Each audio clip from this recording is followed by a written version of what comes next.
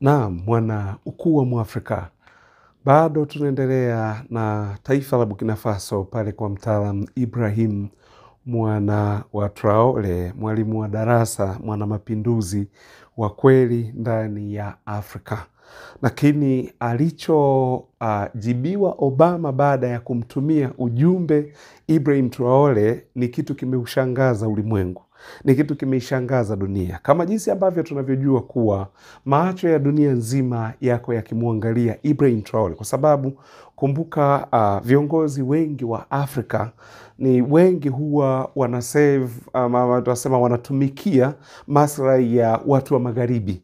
Wanatumikia hiyo yani western interest na sio kwa ajili ya Waafrika. Ndio maana unakuta kiongozi wa Afrika yupo, lakini anachokifanya ni kwa ajili ya kutumikia maslahi niseme ya watu wa magharibi. Sasa hii imekuwa ni tofauti kwa Ibrahim Traore kwa sababu kwanza mkumbuke vile ambavyo aliwaondoa IMF. Wakati IMF wako wanatafuta watu wa kuwapa pesa Burkina Faso, Ibrahim Traore aliwaambia inatosha. Misaada yenu na pesa zenu hatuzitaki. Mikopo yenu hatuitaki. Na baada ya hapo IMF wakafunga kabisa, na mpaka hapa Ibrahim Traore amekwisha kulipa deni la taifa la Burkina Faso. Madeni yote yalikuwa yanadaiwa huko nyuma na viongozi ambayo walikopaga. Yeye mwamba amekuja ameyafutilia mbali na kuiweka Burkina Faso kwenye picha nyingine. Kwa hiyo viongozi wengine huku duniani huwa wanaona, na katika kuona huko wanayaona yanayoendelea ndani ya taifa la Burkina Faso.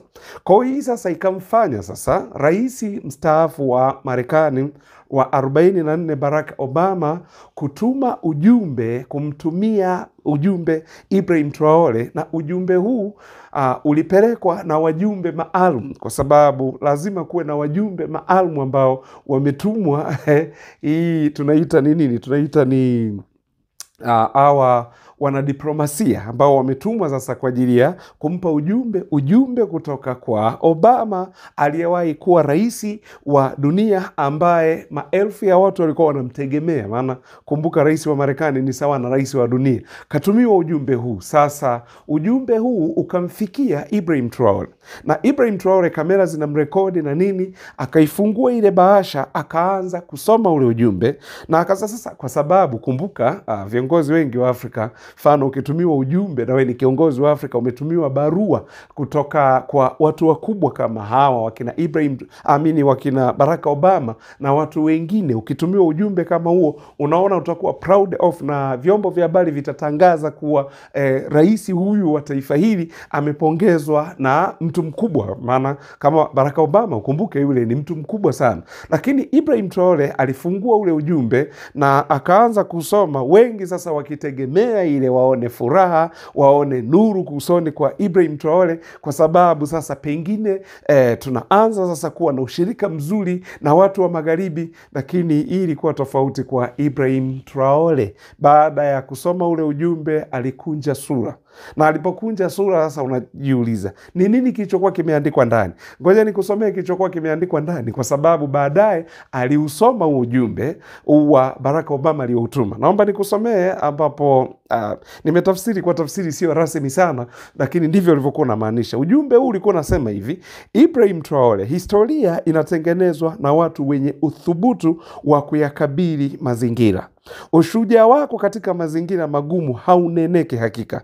Wakati barabara mbele yako ni ngumu, naamini utaongoza kwa unyoofu kama ambavyo umekuwa ukifanya, jambo ambalo limewavutia sana watu wako. Ulimwengu na kuangalia, na sisi wengine tuko nyuma yako, na wengine tunajifunza kutoka kwako. Hebu imagine maneno matamu, maneno mazuri kama haya. Lakini haya maneno Ibrahim Traore sio kuwa aliyafurahia na kupiga makofi kuwasomea watu, afu watu wapige makofi kuwa rais wetu Traore amepongezwa. Kumbuka wakati huo kamera zote taifa manake linaangalia na taifa linafuatilia kwa ukaribu iki ambacho Ibrahim Traore ametumiwa, ujumbe aliotumiwa kutoka kwa Obama. Na sasa wakati huo amekaa hapo na wale wajumbe pale wakiwa pale wanaangalia waone ni namna gani sasa majibu ya Ibrahim Traore yatakuwaje Ibrahim Traore basi akakaa vizuri, akaikazia lensi ambayo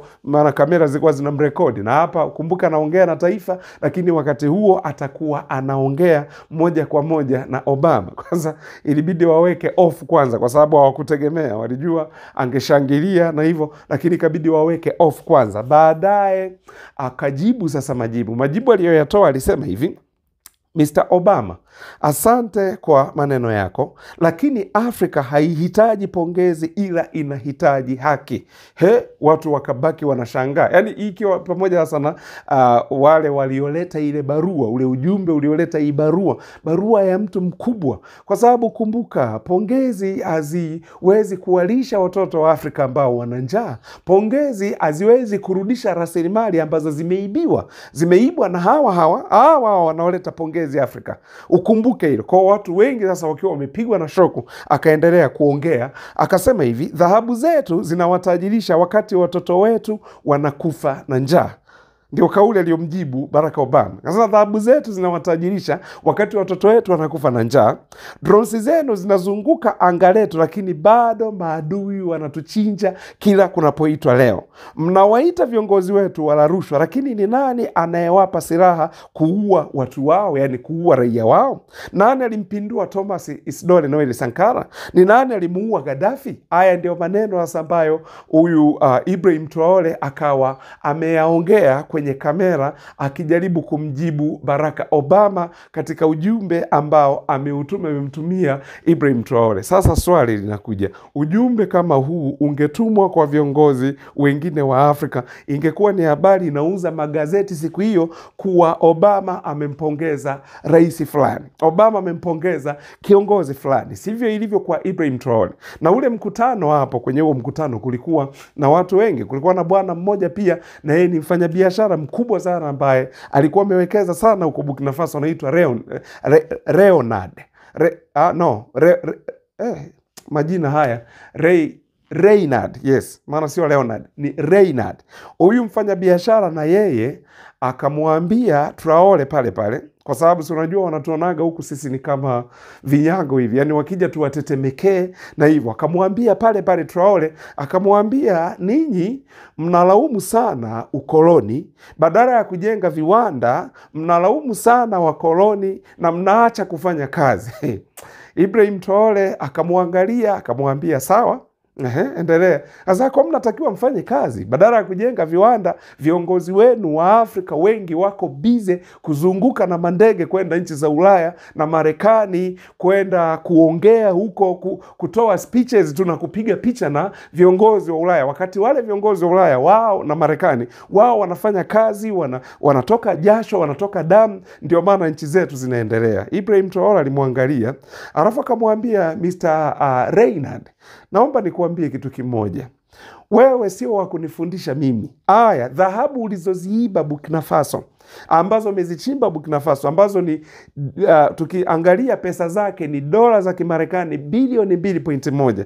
Je, niambie wewe, kwenye migodi uliwahi kuwepo huko hata labda kwa wiki moja ukakaa ndani pale kwenye mgodi? Je, wakati ile migodi naua raia wetu wa Burkina Faso ulikuwepo pale? Wakati hawa askari wako wanapiga risasi kutawanya waandamanaji wanaoandamana kwa ajili ya mshahara umekuwa ni mdogo, ulikuwepo pale?